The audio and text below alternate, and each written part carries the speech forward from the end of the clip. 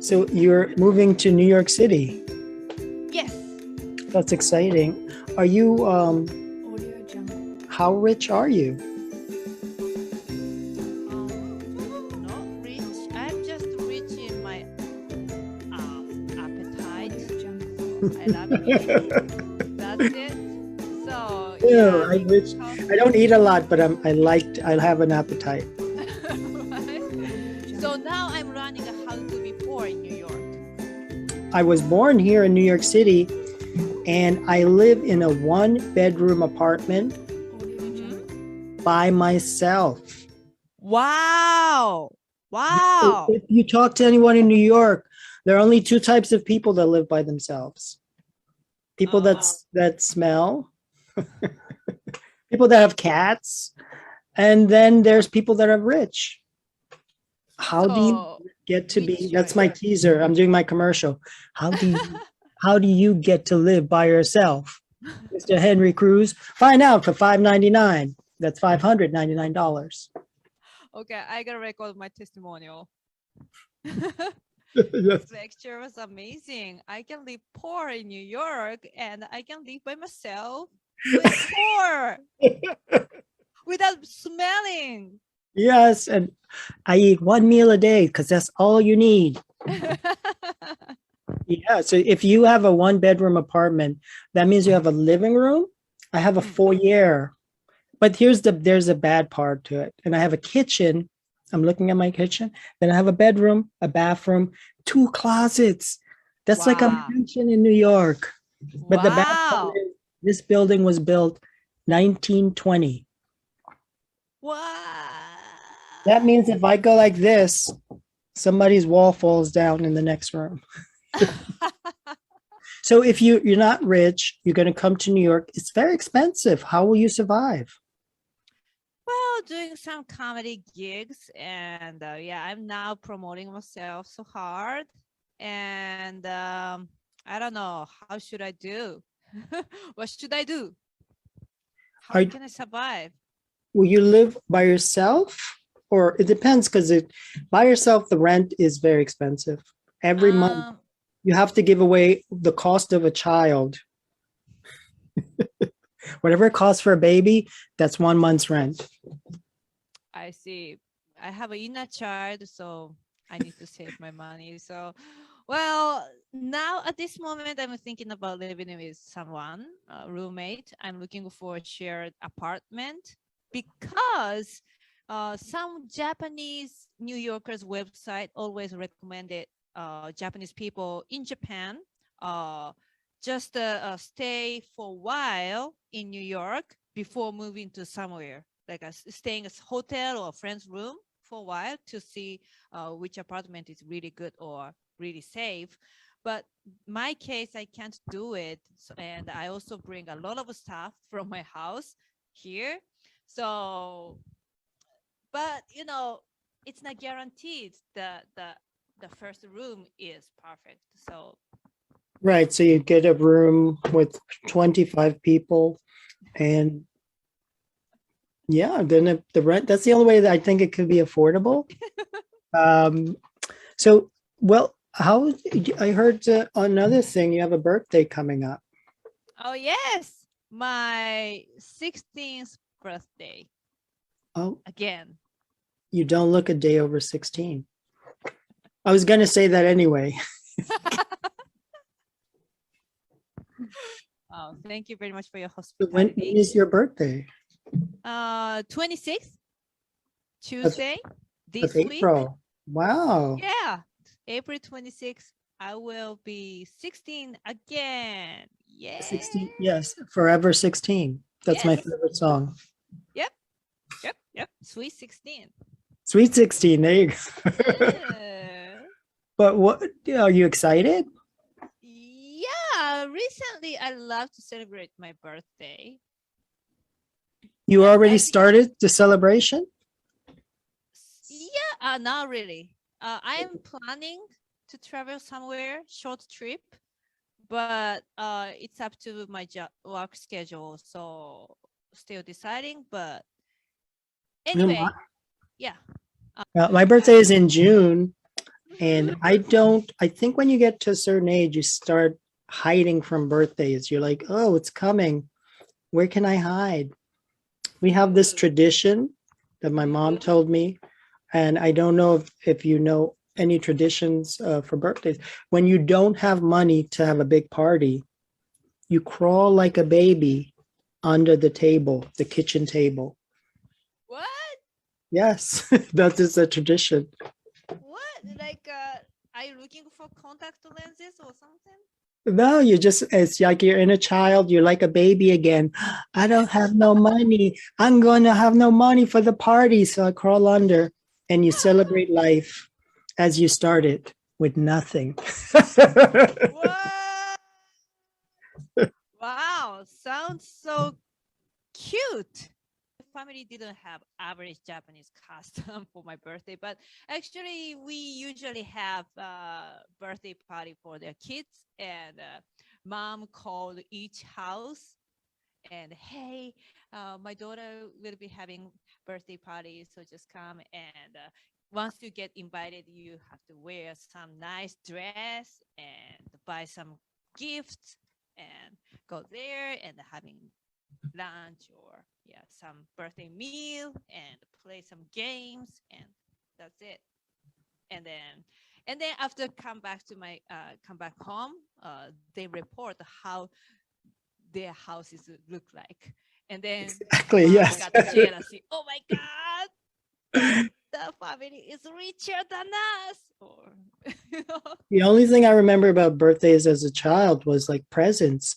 It's like if I invite 5 people, that's 5 presents. I need to find 5 friends to bring me presents because the parents have to buy a present. But for me, as a Japanese, it's already really weird that American people like to have their own birthday party by themselves.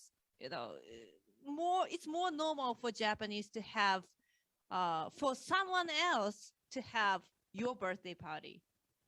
So Right. So they'll throw you a party. You don't throw your own party. yeah. No, it's the opposite. We throw parties for ourselves. We rent a whole room out, we buy a buffet and invite strangers to just come give us presents. Oh, wow. And even stranger, right? Yeah. Because Right. Nice to meet you. Here's my birthday gift. It's really Yes.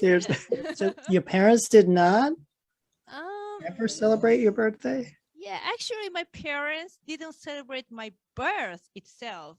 So Wow. birthdays are not so much festivals for them. But I think birthdays for me is one day a year I could think about my mother's vagina. They're like, oh, you have a vagina too? Oh, that's so nice.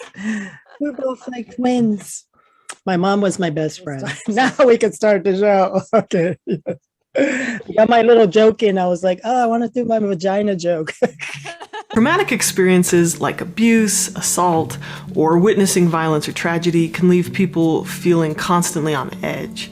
And PTSD can impact your emotions, your stability, your relationships. Brain activates the fight, flight, freeze response, essentially the survival mode in the reptile part of your brain.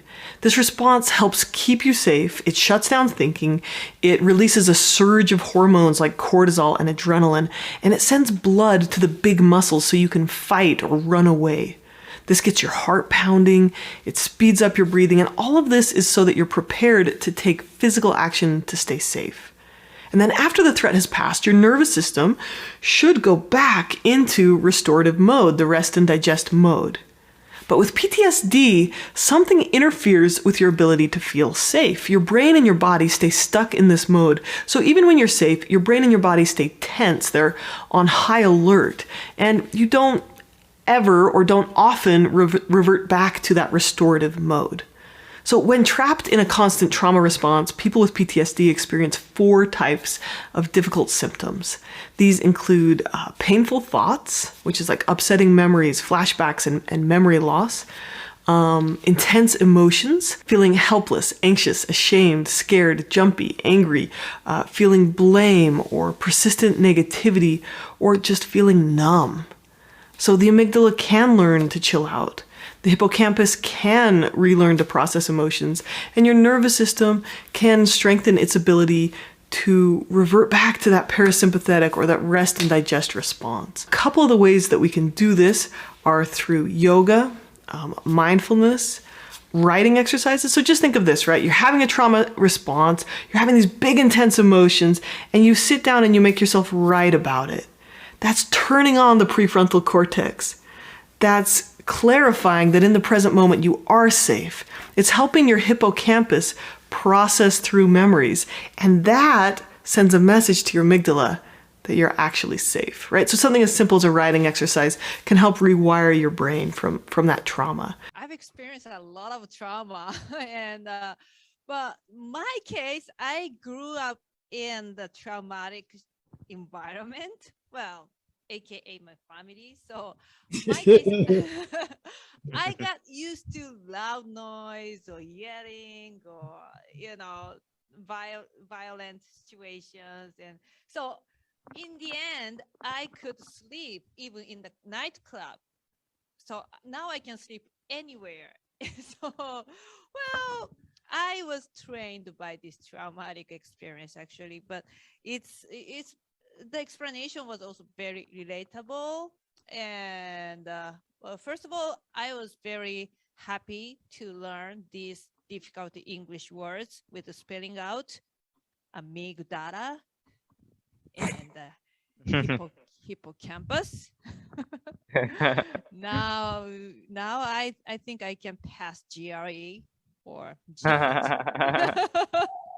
My trauma is a lot of childhood trauma, but it comes from noise as well. If you've ever been around Puerto Ricans, they yell very loud. I grew up in a house full of women, and they would all yell. Instead of the way they say hello is, I got to back up.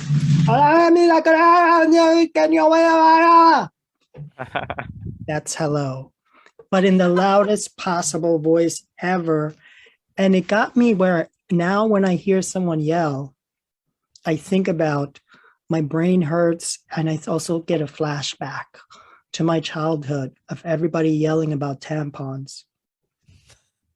What kind of a situation? And I was the only man in the house. So I was like, you think you're a man?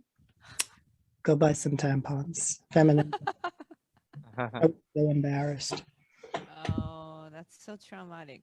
Well, my trauma, which I still very remember and which happened recently was, well, the earthquake, Tohoku earthquake, tsunami earthquake in 2011. And at the time, when just the earthquake just happened, I was filming a comedy sketch with my Japanese comedian friends, and I painted my house, my face, and the earthquake was really big. It was super traumatic. Still, when we have big earthquake, we all shaken up, and we are like, oh my God, it's huge. So we have to leave the building. And I was super upset. So I didn't bring even cell phone, or I didn't even bring the wallet. And then I was about to leave the room, but I was like, wait, if I have to stay outside with some evacuators with this face, it's going to be so embarrassing. So the only thing I grabbed before leaving the room was cleansing sheet. Cleansing? Yeah, I want to ask what color was it? Because I always ask what color it is, because if I think when I get older, I'm just going to use like white paint just to keep glossing over, just a little gloss. Like every morning I'll wake up and go like Michael Jackson.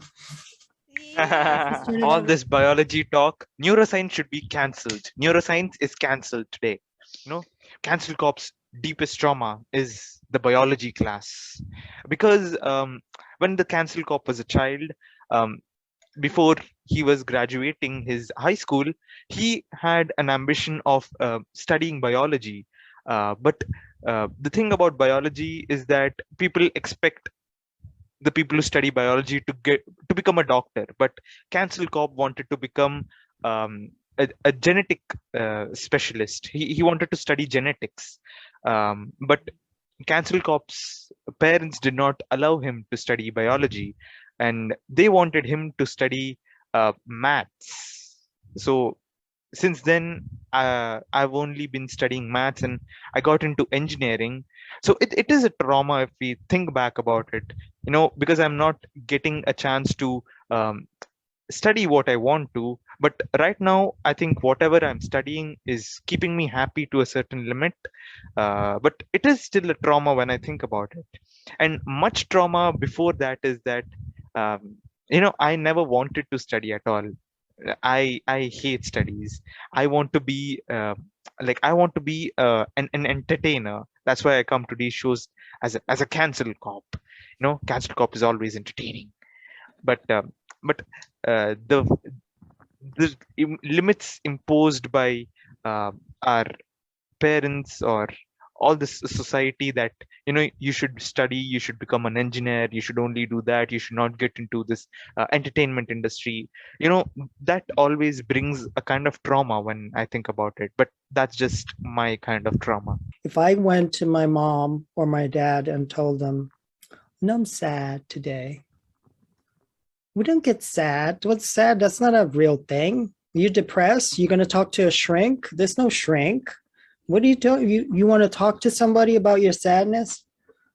Be a man. That was my mother's answers for everything. What do you think, Amy? Yeah, that's the be a man. I also wanted to point that thing out, because be a man, that also brings not people, it brings most boys trauma. Whenever we want to cry, they say, boys don't cry, be a man, be a man. So it does bring trauma in a way. Are you going to cry? Today's I see that they're crying. I'm a man, I'm a cancel cop, I don't cry. I cry for every snowflake that has. You're getting cancelled for using the S word, Henry. What do you think, Amy? I also resonate with what both Kilara and Kenzo has shared, because I also grew up in the Asian family where, there's a lot of societal pressure, there's a lot of family pressure, there's a lot of their own internalized trauma about what a good life should be. Like, for example, I was forced by my parents to study accounting because that's the most stable career, and I ended up getting very traumatized and depressed by my accounting job. And I'm still, even right now, I'm still kind of recovering and rebuilding my career self-esteem and confidence. Doing stand-up comedy has helped a lot personally in finding out about my identity, what I'm really good at, what makes me feel alive. But still, there's a lot of things that because I struggled so hard in my past accounting jobs, that I internalized a lot of the pain from, oh my God, am I just not competent? Am I not good enough? And I have to over and over again work really hard in other areas of my life to prove to myself that no, it's not that you're not good enough. It's just, this is not good for you. This is not a good fit for you. PTSD, the root of it is that there's something traumatic, one incident or several incidents, that you just can't let go of it.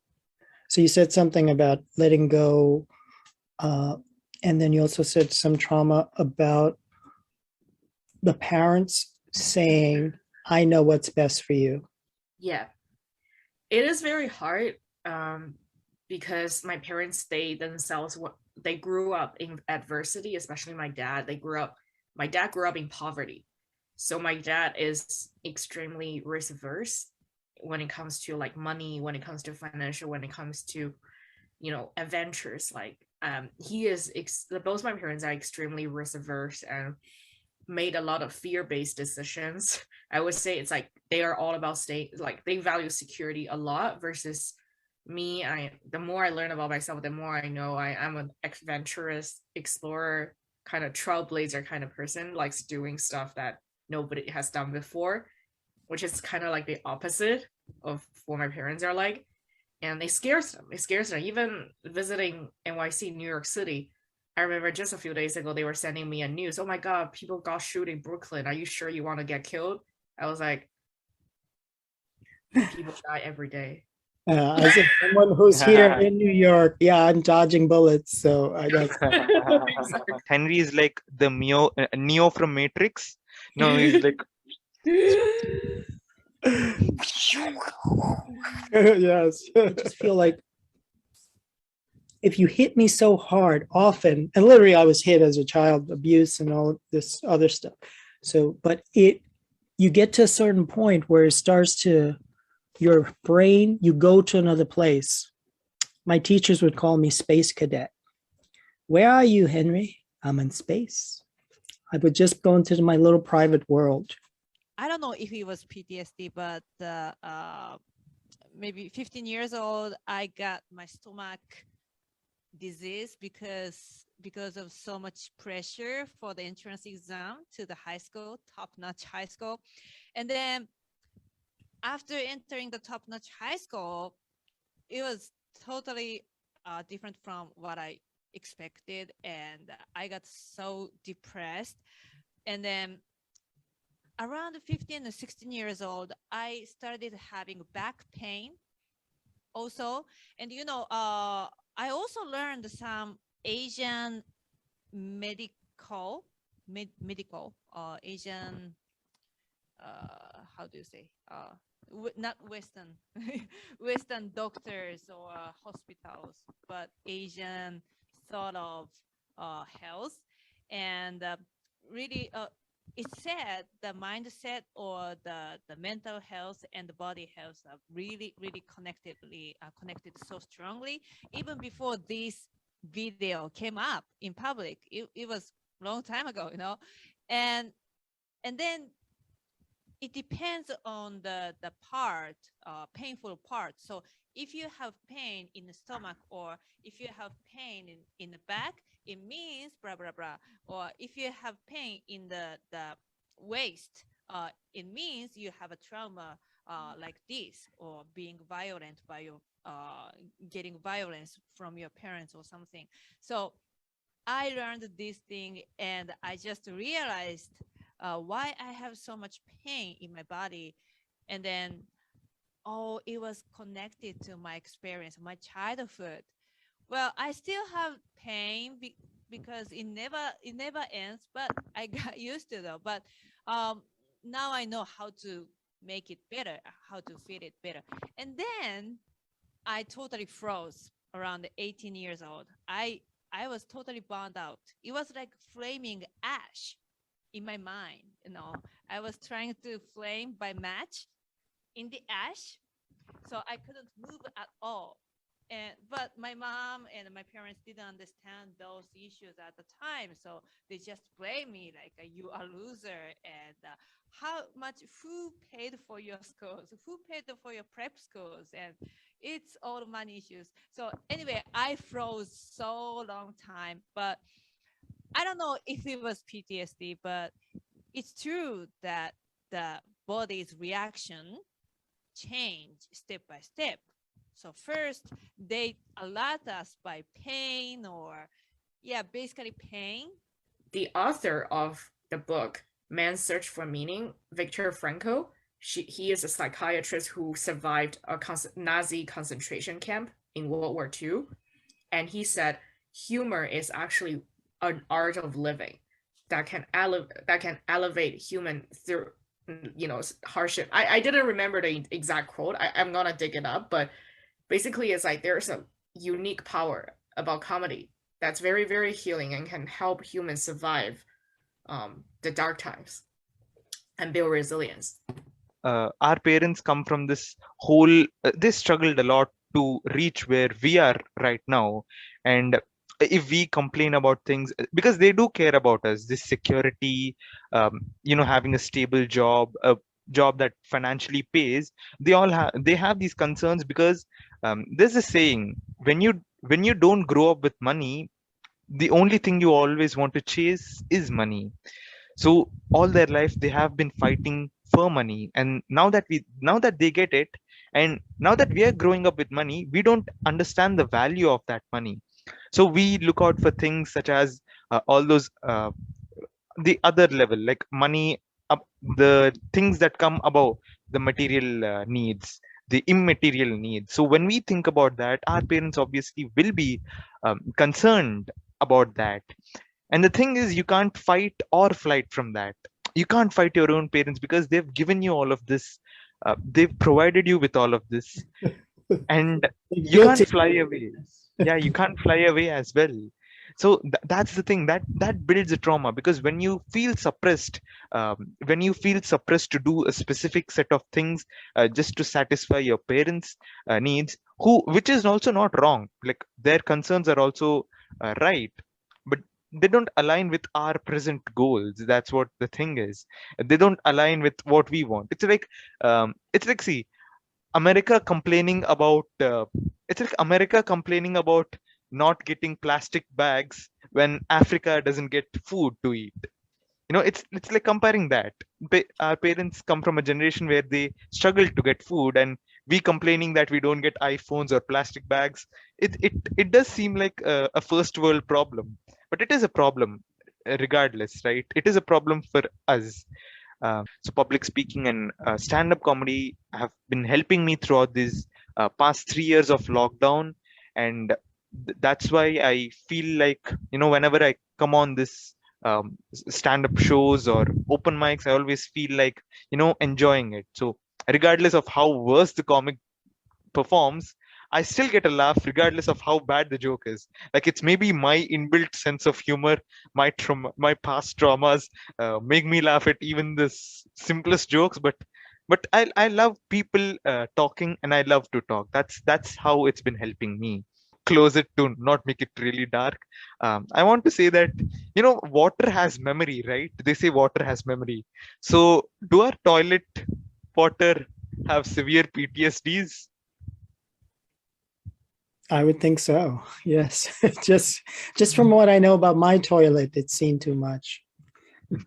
These 3-4 years, most of my traumas are made by my unfunny jokes. That's true. Why? For comedian.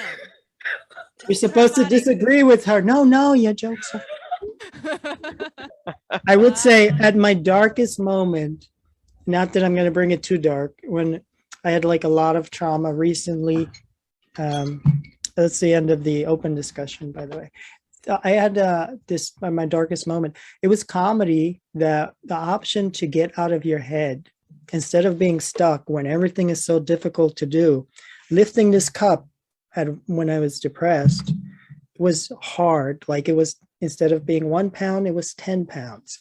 So comedy gave me the room to say, get out of your head. There's a lot of more shit. And truth in comedy, and especially the comedy that I'm drawn to, is a little bit darker, but it's also uncomfortable comedy that challenges the audience and gets my brain. Their life is much worse than I am. I feel better now.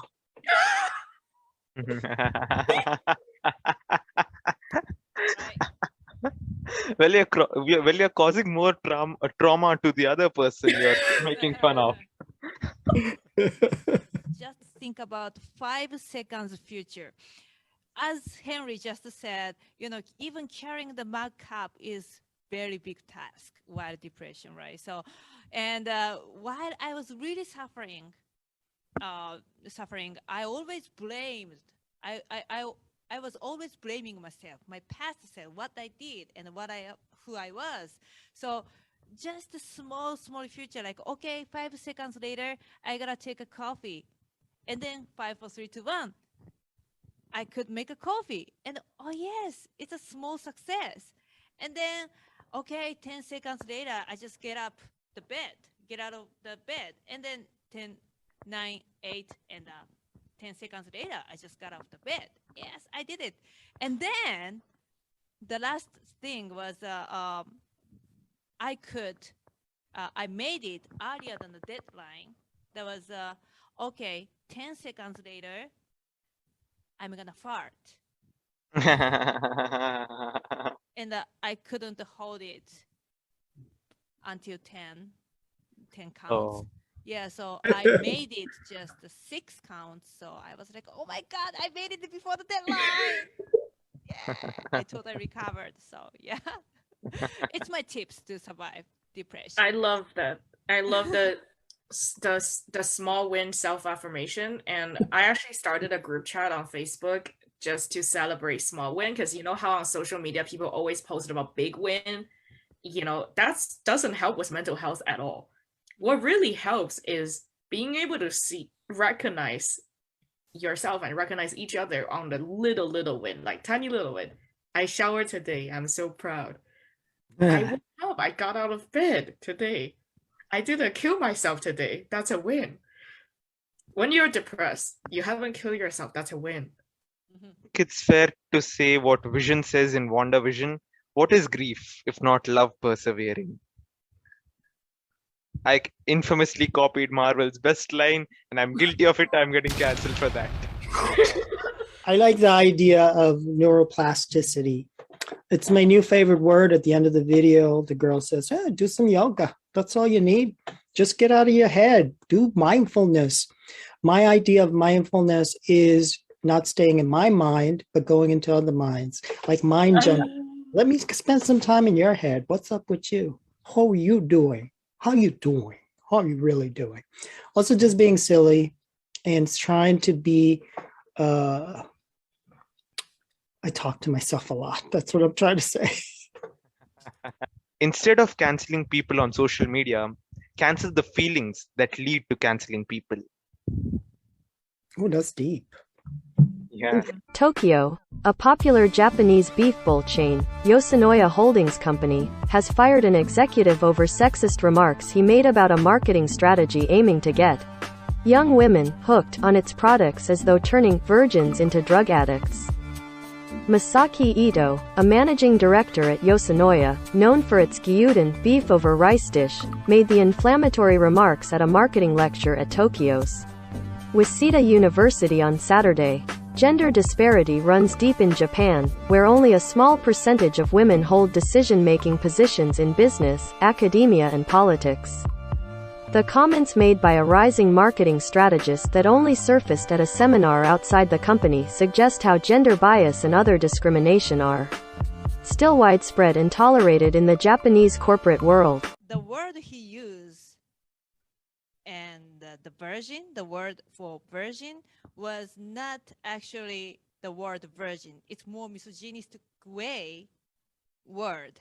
So I just asked some American friends if you have similar words, and it's gonna be more like cherry or pure. That's what he said. So more objectifying, and actually I haven't heard the word for a while, and it's so literally if I translate the word, it's gonna be raw girl.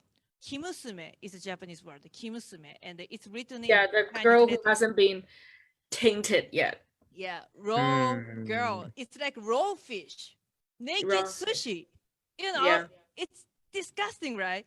It's disgusting. And in East Asia, it's very common that there is still this stigma. There is still this male's perception of virgin as pure. It's like once you lose your virginity, you're no longer pure. Yeah. You are dirty.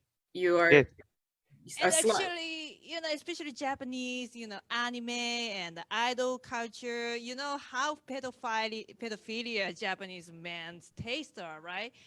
I was glad that he was fired. That's the first part. That should be the headline. Guy gets fired because he said, let us now target virgin women and fill them with beef. I'm thinking if I had a sugar daddy, I've never had, but eating beef is not the best dietary choice. Because you're vegetarian, right? You're the environmentalist. I'm a vine, but it's also like if you're going to have, because you have to give something back to the sugar daddy, give him some sugar, and you're full of beef.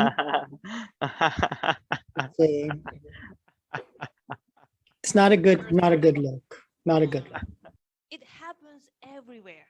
in Mhm. Japan, actually how they treated women or young women, and the marketer always use young women as a sexual object to sell something. So it's really normal here. But how about China? I think Eastern Asian countries have similar. Yeah, I think Asian country in general, they have this tendency to objectify women, and China is, I would say it's similar and different in there.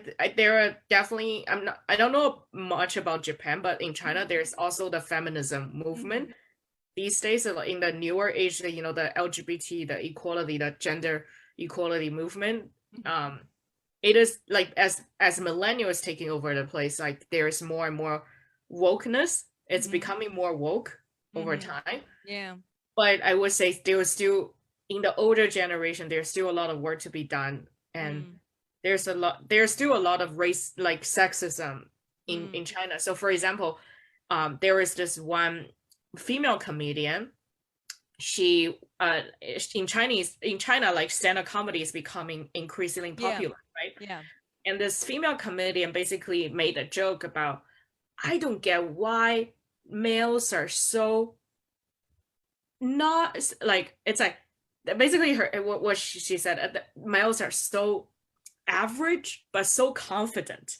It's like they're nothing that impressive, so unimpressive but so confident. And she said, that's her premise, right? And oh my gosh, she got bullied online. She got cyber bullied by tons of males because she made that as a premise. It was like, I don't get why males are so unimpressive and confident. Actually, most of Japanese women have experienced being molested. And in the rush hour train, we have been always objectified, like especially when we are junior high or high school students wearing a sailor uniform. We always being objectified, and maybe some girls have experience of being raped. And of course, I have been groped, and also some, men just talking to me on the street, and can I buy your used panty by 5,000 yen or 10,000 yen or something? Here's the thing: Billie Eilish, Millie Bobby Brown, Emma Watson. These people, when they were still, like, there were specific sites on the internet that counted the days till they turned 18. Like, they were counting they had a timer that counted how many years are left, how many days are left for them to turn 18. So we're just saying we should cancel the internet. Yes, of course. Of course. Never Cancel looked it up. Answer Verizon. Cancel humans. Cancel Verizon. Yeah. So in this accident, we got to know that Yoshinoya, the beef bowl restaurant, was a drag. So my message is just stay away from the drag. Keep clean. Keep clean. I ate it before. Say no to drugs and beef. I know Be that a restaurant. I Be ate a that vegetarian. It was in Be a New York, vegetarian. actually. It was in New York, yeah. Yeah, a long time ago. Yeah. Times Square. Yeah. Yeah. Or even better, be a vegetarian. Yes. Because I have my bae. Yeah. Oh. Yeah. Yeah, but I Please think you make like me it. funnier. Yes. Only keep the good stuff. Only keep the golden part. Only keep Yeah, the this is on tape now. That I said only keep the good stuff. Yeah.